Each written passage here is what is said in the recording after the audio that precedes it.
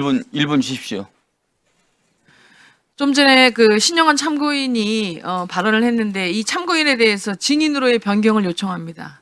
야당이 단독으로 더불어민주당 당원으로 알진 신영환 교수를 참고인으로 출석시켰는데요. 신영환 참고인은 확인해 보니까 그간 유튜브 등에 출연해 제보가 있다는 식으로 해서 김건희 여사가 전국 5대 명산에서 구판을 벌였다. 원희룡 지사 부인이 여사 수행을 거부해서 재보궐 출마가 맞겠다는 등의 주장을 해왔던 사람입니다. 또 본인이 윤석열 당시 캠프에서 있었다는 것을 근거로 해서 자기 주관적인 생각을 마치 사실인 양 호도하고 있는 사람입니다. 일각에서는 신 참고인의 일련의 행동을 보고 정치적 진영을 갈아탄 자가 본인의 정치적 입지를 확보하기 위해서 과장되게 말하는 것 아니냐는 비판도 있습니다. 위원장님, 신영환 참고인이 앞서 발언한 것처럼 기본적으로 민주당 당원이기 때문에 국정조사장에서 민주당에 유리한 답변을 당연히 할 수밖에 없고 그걸 봤을 때 국민들의 의심의 눈초리가 있을 거라고 생각합니다. 그런 차원에서 신영환 참고인이 본인이 말하는 것이 명확하다면 자, 알겠습니다. 제가 우리 신용환 교수께서 민주당 당원인지 아닌지를 제가 한번 더 파악해보고 강 의원님 말씀이 부합된가 하는 걸 한번 파악해보고 조치하겠습니다. 이제 간사님 똑같이 1분씩 이렇게 듣겠습니까? 네, 1분만 하십시오. 네. 네, 고맙습니다. 좀 전에 강선영 의원님께서 말씀하셔서 저도 드려야 돼서 그렇습니다. 신용환 참고인에 대해서 저희는 이미 이 자리에서 7일 전에 참고인으로 의결을 했습니다. 그리고 다시 증인으로 신청하실 거면 증인으로 신청하시면 됩니다.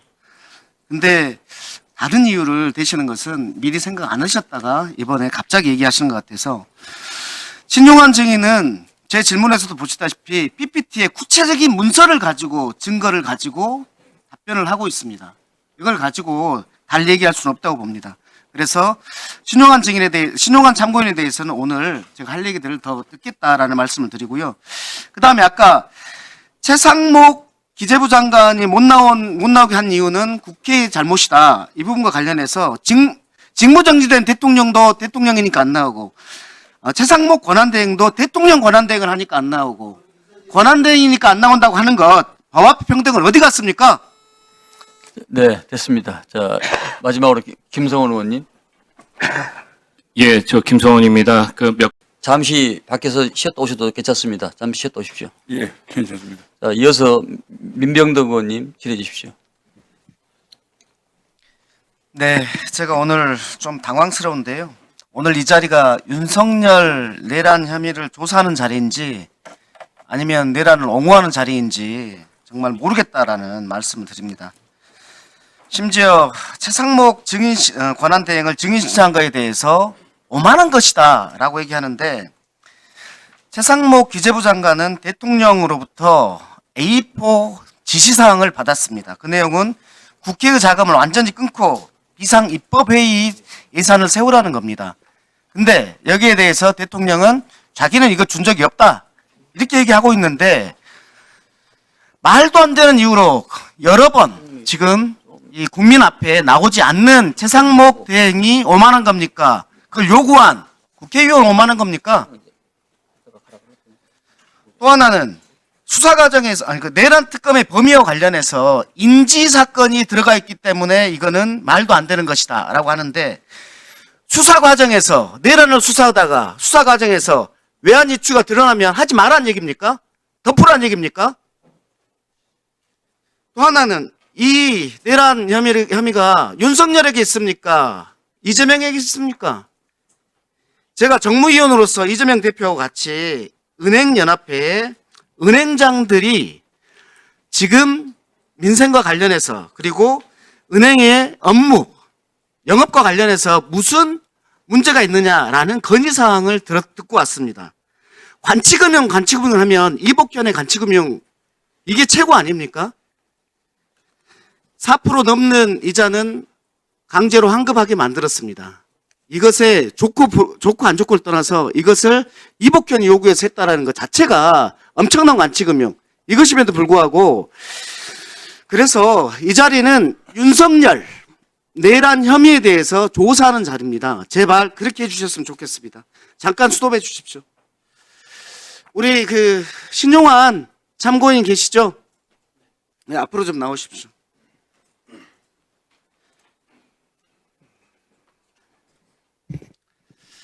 제가 다른 가느라고 이분을 까먹었는데요. 좀 빨리빨리 합시다. 신용환 교수님은 지난 윤석열 캠프에서 어떤 역할을 하셨죠? 정책총괄지원실장으로 대통령 후보께 직접 정책에 대해서 보고드리고 또 전략조정회의, 일일 상황 점검회의 등 중요 회의에 참석했습니다. 예, PPT 1번을 보면 캠프 때부터 선관위를 불신하고 있었다라는 그런 문건을 공개하셨는데요.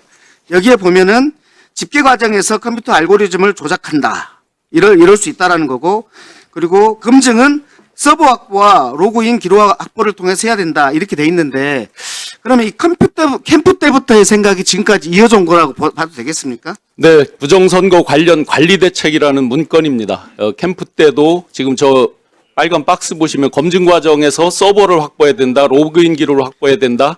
이것 그대로 이번에 선관위에 군인들이 들어간 것을 예, 보면 좋습니다. 예, 대선 때 생각이 그대로 이어져 온 것 같습니다. 예, PPT 2번을 보겠습니다. 이것은 유경준 의원이라고요. 국민의힘 전 의원입니다. 통계청장 출신입니다.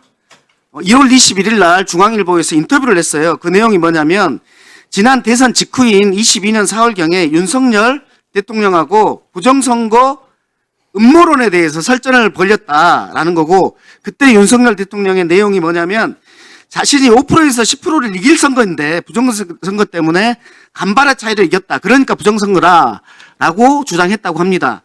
그러면서 이번 인터뷰에서 이렇게 얘기하고 있어요. 통계학의 기본도 모르는 말도 안 되는 소리라고 일축하고 있습니다. 질문하겠습니다. 지난해 PPT 3번을 보면은 지난 대선 직전에 이준석 대표도 10% 차이로 승리한다고 이렇게 자신하고 있거든요. 그래서 묻습니다. 윤석열 후보와 이준석 당대표가 10% 차이로 이긴다라고 하는 근거가 무엇이라고 생각합니까?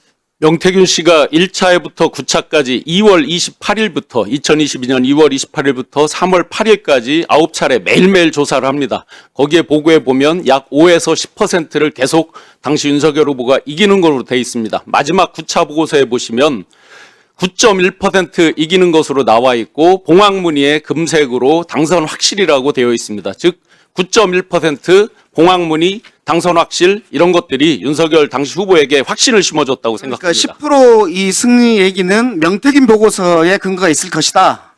상당히 그 근거에 기초해서 그렇게 확신했다고 생각합니다. 예, 저는 윤석열 대통령이 부정선거 때문에 계엄을 한 것이 아니라 계엄 후 이유를 만들기 위해서 부정선거에 핑계를 댔다고 생각합니다. 왜냐하면 오늘 나왔던 여인영 방첩사령관에게 보고했던 문서에도 부정선거의 가능성이 없다라고 돼 있고, 윤석열 자신의 친구인 사무총장도 그럴 가능성이 없다고 하는데 계속해서 이걸 얘기하는 것은 이것을 핑계로 다른 목적이 있었다라고 보입니다. 우리 참고인 명태균 사건과 관련해서 좀 물을게요. 창원지검 다녀오셨죠? 네, 조사 받았습니다. 예, 참고인 조사에서 대통령 검찰에 비호한다는 느낌 받았습니까? 제가 조사받을 당시에는 윤석열, 김건희 두 분에 대해서도 팩트에 대해서는 소상히 체크를 한다라고 그런 느낌을 받았습니다. 명태균 씨는 20일 날 자신의 재판에서 이렇게 얘기했어요. 검찰이 조사할 때 뭐라고 얘기했냐면 황금폰을 제출하면 우리도 부담이 된다. 그래서 전자레인지에서 돌려서 폐기해라. 나는 아이폰을 쓴다. 비밀번호가 16자리다. 다음에 당신도 이렇게 써라. 라고 말했다고 하는데 이렇게 검찰이 이렇게 회유한 이유가 무엇이라고 생각합니까? 그 명태균 씨 수사 보고서가 11월 4일 날 작성되고 2021년 그리고 3일 후에 11월 7일에 윤석열 대통령의 대국민 담화에서 윤석열 대통령이 명태균 씨 관련성에 대해서 완벽하게 부인을 합니다. 그게 일종의 가이드라인이 돼서 수사하는 당국에서 현직 대통령에 대해서 상당한 심적 압박을 받았을 것으로 생각됩니다. 그러면 12월 2일 날 강혜경 씨가 명태균 PC를 되돌려달라고 한 것도 있는데 그런 압박이 계속 작용해서 이번 계엄이 있었을 것이라고 생각한다는 거죠? 제가 소상히 자료를 제출한 것과 그리고 강혜경 씨가 PC를 돌려달라고 한 것 그리고 명태균 변호인들이 휴대폰을 제출할 수 있다는 것 이런 것들이 큰 압박이 됐을 거라고 그리고 봅니다. 그 하나만 더 물을게요. 그 명태균 씨의 엉터리 비공개 여론조사가 있는데 이 역할 외에도 명태균의 다른 역할들이 있었다고 보이는데 이것은 어떻습니까? 캠프에 상당한 역할을 한 게 경선 룰과 경선 일자 시간이 없으니까 것까지 영향을 이거- 미쳤다고 봅니다. 이거 하고 이 부분 하나 하고 그리고 네. 네, 그렇게 해주세요.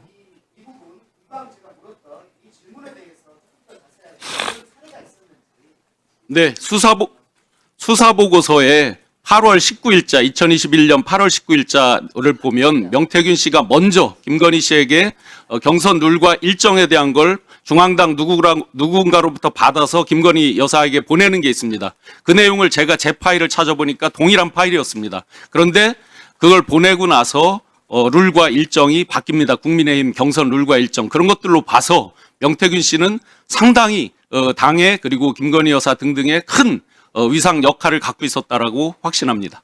자, 네, 잠깐. 예, 자, 조력자 수준을 넘어서 함께 공동정권을 자, 증인. 선출한 사람이라고 생각합니다. 자, 이따 추가를 하십시오. 네. 자, 미롱철 의원.